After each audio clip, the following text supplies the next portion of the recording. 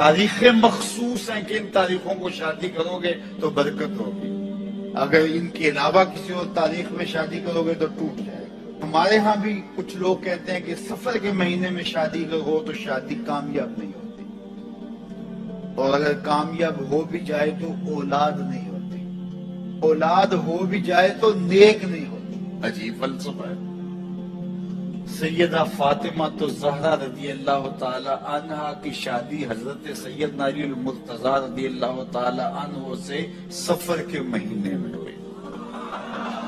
مجھے بتاؤ ایسی کامیاب شادی بھی کوئی ہو سکتی ہے، اور ایسا اچھا جوڑا بھی کوئی ہو سکتا ہے، اور پھر کہتے ہیں اولاد نہیں ہوتی، حسن حسین اور زینب پیدا ہوئے۔ ایسی اولاد بھی ہو سکتی ہے، اچھا اولاد ہو جائے تو نیک نہیں ہوتی۔ مجھے بتاؤ حسین جیسا نیک کون ہوگا، حسن جیسا نمازی کون ہوگا، اور زینب جیسی پردے دار کون ہوگی؟ تو یہ لوگوں کی اپنی خواہشات ہیں، زبان پہ جو کہہ دیے لوگ وہی مان گئے۔ میں نے دیکھا ہے کہ بعض اوقات لوگ 1 گھنٹے کی تقریر سننے کے بعد بھی پھر بھی کہتے ہیں نہیں اصل ہمارے خاندان میں وہ واقعی منحوس ہے، فرق تو پڑتا ہے۔ جب اللہ کے محبوب نے کہہ دیا لا تجارہ، کوئی منحوس نہیں ہے، نہ دنوں میں منحوس، نہ ساعتوں میں منحوس، نہ افراد میں منحوس، ہمارے الو بھی منحوس نہیں ہے۔ تمہارے اندر کی برائیاں ہیں جو مجسم ہو کے تمہارے سامنے آتی ہیں، اس لیے کوئی منحوس نہیں۔ ہمارے والدین نے بچپن میں ہی ہمیں یہ باتیں اچھی طرح سے ازبر کروائیں، اور ہماری تربیت اس طرح کی کہ ہم الحمدللہ کبھی بھی ظروف الاعتقادی کا شکار نہیں ہوئے۔ تو آپ بھی اپنی اولادوں کی ابھی سے ایسی تربیت کریں کہ ان کا توکل اللہ پر ہو، ان کا توکل اللہ کی بابرکت ذات پہ ہو، اور اسی پہ بھروسہ کرنے والے ہوں۔ جب اس پہ بھروسہ کرنے والے ہوں گے تو زندگی سوکھی گزرے گی، کبھی مشکل آ بھی جائے گی تو پریشانی نہیں ہوگی کہ دیکھیے کبھی خنداں کبھی گریاں، کبھی اللہ کچھ عطا کرتا ہے کبھی کچھ عطا کرتا ہے۔ وہ محمود غزنوی کو بوڑھے لوگ محبوب تھے، لیکن سب سے زیادہ محبوب ایاز تھا۔ تو ایک دن اس نے اس کو خربوزہ دیا تو وہ چٹخارے لے کے کھا رہا تھا۔ بادشاہ نے چکھا تو وہ کڑوا تھا، کہا ایاز یہ تو کڑوا ہے۔ تو کہا کہ حضرت ہاں کڑوا ہے۔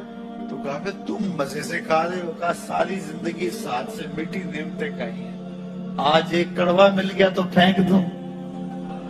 جب اس پہ توکل ہوگا تو کبھی تکلیف آئے گی تو بندہ کہے گا کوئی بات نہیں، جے سونا میرے دکھ وچ راضی تے میں سکھ نو چلے ڈاواں، تو بندہ کہے گا ٹھیک ہے کوئی بات نہیں ہے، یہ اس پہ بھی میں خوش ہوں۔ تو جب توکل اس پہ ہوگا تو پھر بندہ اس تکلیف میں بھی لذت لینے کا راستہ نکال لے گا۔ اور اگر یہ ہو کہ اس منحوسہ کی وجہ سے یہ سب کچھ ہوا، پھر کچیچیاں چڑھیں گے اس کے اوپر کہ اس نے یہ کیا ہے، مار دوں قتل کر دوں، اس کو چھوڑوں نہ، زمین پہ رہنے کا حق ہی چھین لوں اس سے کہ اس منحوسہ کی وجہ سے یا اس منحوس کی وجہ سے یہ ہوا ہے۔ کوئی کسی کی وجہ سے نہیں ہوتا، یہ ہماری اپنی بدعمالیوں کی سزا ہے۔ اگر کوئی ہمیں نقصان در نقصان ہو رہا ہے تو توبہ کریں۔ 70,000 لوگ ایسے ہیں جو بغیر حساب جنت میں جائیں، ان کا کوئی حساب نہیں ہوگا۔ اللہ اپنے کرم سے انہیں یوں ہی جنت عطا فرمائے۔ صحابہ نے عرض کیا یا رسول اللہ صلی اللہ علیہ وسلم وہ کون ہے؟ تو آقا کریم نے ارشاد فرمایا کانو لا یکتوون، یہ وہ لوگ ہیں جو اپنے جسم پہ داغ نہیں لگاتے، مخصوص نشان جسم پہ لگا لیتے ہیں، یہ فلاں بزرگ کی نشانی ہے، یہ فلاں جو ہے وہ شہید کی نشانی ہے۔ اللہ نے جب تمہیں سالم الاعضاء پیدا کیا ہے تو اپنے بدن کو تم کیوں نشانی؟ اس نے ساری نشانیاں لگائی ہیں، اس کی نشانیاں اتنی پکی ہیں کہ اس نشانیوں میں فرق بھی نہیں لگتا نا۔ یہ تمہارے انگوٹھے کی نشانی ہے، 6 ارب انسانوں کو لے آؤ، نشان انگوٹھا لے آؤ، کسی ایک کا بھی نہیں ملے گا۔ یہ نشانی تمہارے رب نے لگائی۔ جیسی صورت تمہاری ہے ایسی صورت کسی اور کی نہیں بنائی. تمہیں منفرد بنایا اس میں. پوری کائنات میں سارے لوگ تمہارے جیسے ہیں لیکن تم پھر بھی الگ دکھائی دیتے ہو. سب کی دو آنکھیں، سب کا ناک، سب کے ہونٹ، سب کا رنگ ملتا جلتا، لیکن سب کی شکلیں الگ ہیں. یہ زید ہے، یہ بکر ہے، یہ عمر ہے، یہ آس ہے، یہ فلاں ہے. دوسرے وہ ولا یسترقون، اور وہ رکیہ نہیں کرتے. یہ چھو منتر، جادو ٹونا، ہر وقت عاملوں کے پاس بھاگے پھرتے ہیں اور وہ انہیں جو ہے وہ غلط سلط ٹوٹ کے ٹونے بتاتے ہیں اور وہ کرتے رہتے ہیں.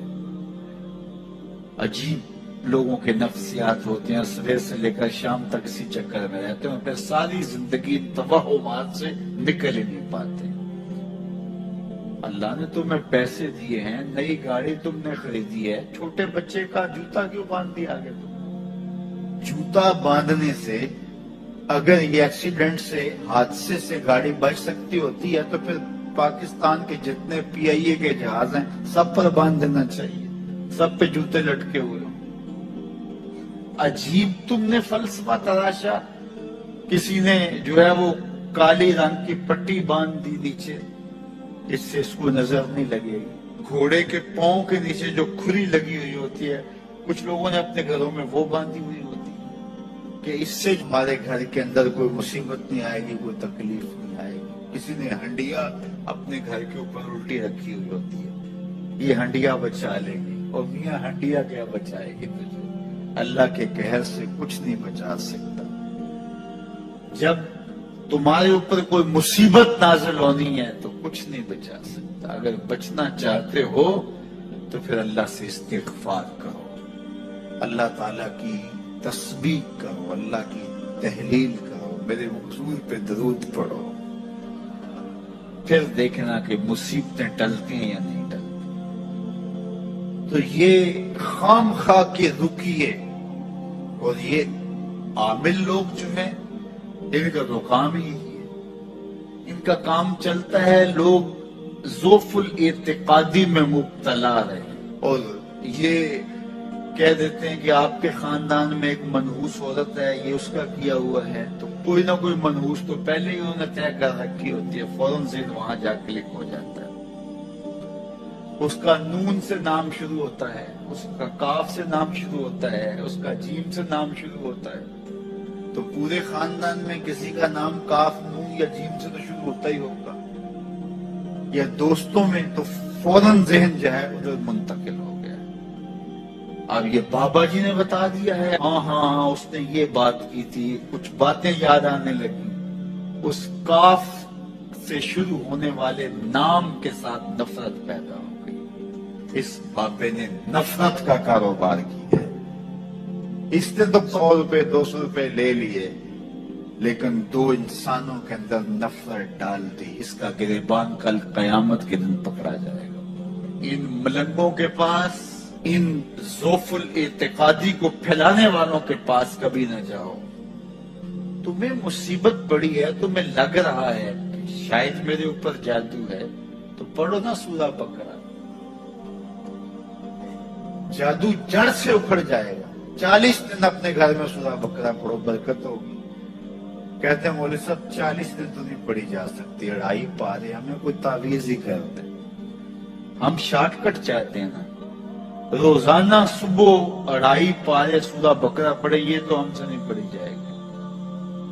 تو آپ کوئی تعویذ ہی لکھنا. کاروبار میں برکت نہیں، میں کہتا ہوں پڑھو نا سورہ واقعہ، 3 رکوع ہیں، برکت ہوگی. ہم کہتے ہیں ہمیں تعویذ ملنا چاہیے. بس وہ ہم گلے میں رکھ لیں، بٹوے میں رکھ لیں، پرس میں رکھ لیں اور ہمارا کام ہو جائے. ہمیں کچھ بھی نہ پڑھنا پڑے، ہمیں وضو تک نہ کرنا پڑے، نماز نہ پڑھنی پڑے اور برکت ہو جائے. ایسے برکت نہیں آتی. بیٹے کی شادی کی، بہو گھر لائے، ابھی 2 دن نہیں گزرے تھے کاروبار میں نقصان ہو گیا، یا گھر کا کوئی فرد فوت ہو گیا، یا کوئی جانور مر گیا، تو کہا کہ یہ منحوسہ آئی ہے تو ہمارا یہ نقصان ہو گیا. اگر وہ نہ آئی ہوتی تو پھر یہ نقصان نہ ہوتا، پھر تم قیامت تک جینا تھا. یا اس سے قبل تمہارے کبھی نقصان نہیں ہوئے؟ تمہارے گھر کے اندر بیٹیاں موجود ہیں، یہ بھی کل کسی کی بہو بنیں گے اور ان کا بھی کوئی نقصان ہو سکتا ہے اور یہ بھی منحوسہ قرار دی جا سکتی۔ پھر تانو تشنی کے تیر جو ہے وہ اس کے اوپر لگائے جانے لگے۔ کتنی زیادتی ہے، کتنا ظلم ہے، کسی کا دل توڑنا، کسی کا دل دکھانا، کسی کو منحوس قرار دے دینا۔ از خود تمہارے پاس کیا سند ہے؟ تمہیں الہام ہوا ہے؟ کیا حجت ہے، کیا دلیل ہے تمہارے پاس کہ کسی کو تم نے منحوس قرار دے دیا؟ کتنا مکار ہے انسان، اپنی بدعمالیوں کو، اپنی نیت کے کھوٹ کو، اپنی نیت کی کوتاہیوں کو، اپنی سستیوں کو، اپنے عمل کی کمیوں کو دوسرے کے اوپر مڑ دیتا ہے۔ کاروبار تو نے صحیح نہیں کیا، نقصان ہو گیا۔ صبح 12 بجے اٹھ کے تو گھر سے جا رہا ہے اور نقصان ہو گیا۔ تو نے 2 نمبر مال بیچا، آج پکڑا گیا اور نقصان ہو گیا۔ تم نے ٹیکس نہیں دیا، تم نے زکات نہیں دی، تم نے دروازے پہ کھڑے ہوئے سائل کو جھڑکا، نقصان ہو گیا۔ یہ تمہارے پاپ ہیں جو مصیبت بن کے تمہارے سامنے آتے ہیں۔ یہ تمہاری بے تدبیریاں ہیں، تمہاری ناحکمتیاں ہیں، یہ تمہاری بے احتیاطیاں ہیں، یہ تمہارا تکبر ہے، یہ تمہارا غرور ہے، یہ تمہارا عجب ہے، یہ تمہاری ریاکاری ہے، یہ تمہاری خیانت ہے، یہ تمہاری دھوکہ بازی ہے، یہ تمہارے قلب کے اندر چھپی ہوئی نفرت ہے جو آج تمہیں مصیبت بن کے جس کا سامنا کرنا پڑ رہا ہے۔ یہ تمہارے اندر کے عیب ہیں جو مجسم ہو کے تمہارے سامنے آئے۔ اللہ تعالیٰ نے قرآن مجید میں ارشاد فرمایا وَمَا أَصَابَكُم مِّن مُّصِيبَةٍ فَبِمَا كَسَبَتْ أَيْدِيكُمْ، جو تمہارے اوپر مصیبت آتی ہے وہ تمہاری اپنی کرتوتوں کی وجہ سے آتی ہے۔ بیماری آئی تمہارے پرہیز نہ کرنے کی وجہ سے آئی، بیماری آئی تمہارا زیادہ کھا لینے کی وجہ سے آئی، بیماری آئی تمہارا نامناسب غذا لینے کی وجہ سے آئی، بیماری آئی وقت پہ سوئے نہیں، وقت پہ اٹھے نہیں، تم نے کسی سے زیادتی کی، بیماری تمہاری بدعمالیوں کی سزا ہے۔ مصیبت کا آنا، تکلیف کا آنا تمہاری بدعمالیوں کی سزا ہے۔ اور منحوسہ یہ خاندان کی خاتون ہے، تو یہ دوسرے کے اوپر مڑ کے اپنی کوتاہی، اپنی غلطی دوسرے کے اوپر لگا دے اور اس کو منحوس قرار دے دیا۔ اگر کسی کا کام تمہیں دیکھ کر کے اچھا نہ ہو تو پھر تم بھی منحوس قرار پائے نا۔ اگر آج تم کسی کی بہن کو، کسی کی بیٹی کو منحوس قرار دیا ہے اور خاندان کے اندر اس کو منحوس مشہور کر دیا ہے، تو اگر کوئی یہ مشق تمہاری ماں پہ کرے، تمہاری بہن کو منحوس قرار دے دے، تمہاری بیٹی کو منحوس قرار دے دے، تو تمہارے دل پہ کیا گزرے؟ یہ کتنا ظلم ہے، کتنی بڑی زیادتی ہے کہ آج خود کسی کو منحوس قرار دے دیا۔ کوئی منحوس نہیں ہے، کوئی لمحہ منحوس نہیں ہے، کوئی شخص منحوس نہیں ہے، کوئی وقت منحوس نہیں ہے، کوئی گھڑی منحوس نہیں ہے۔ مصیبت کا آنا، تکلیف کا آنا تمہاری بدعمالیوں کی سزا ہے۔ لیکن قرآن نے کیا خوب بات فرمائی، وَيَعْفُو عَنْ كَثِيرٍ، ابھی تو بہت ساری باتیں ہم معافی کر دیتے ہیں۔ تم نے کوئی گناہ کیا، پھر تمہارے ہاتھ اٹھ گئے، ہم نے معاف کر دیا۔ تم نے کوئی گناہ کیا، تم نے صدقہ کیا، ہم نے معاف کر دیا۔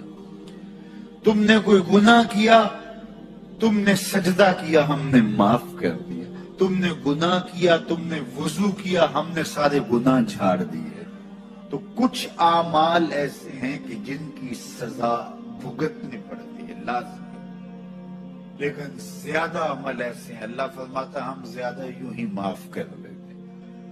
اور اگر ہم سارے معاف نہ کریں تم چل ہی نہ سکو، زندگی تمہاری گزرے ہی نہ، اتنی مصیبتیں تمہارے اوپر ٹوٹ پڑے، لیکن تم وہ منحوسہ کو قرار دے کے اپنے اوپر سے ٹال رہے ہو، فلاں منحوسہ اس لیے وہ سب کچھ ہو رہا ہے۔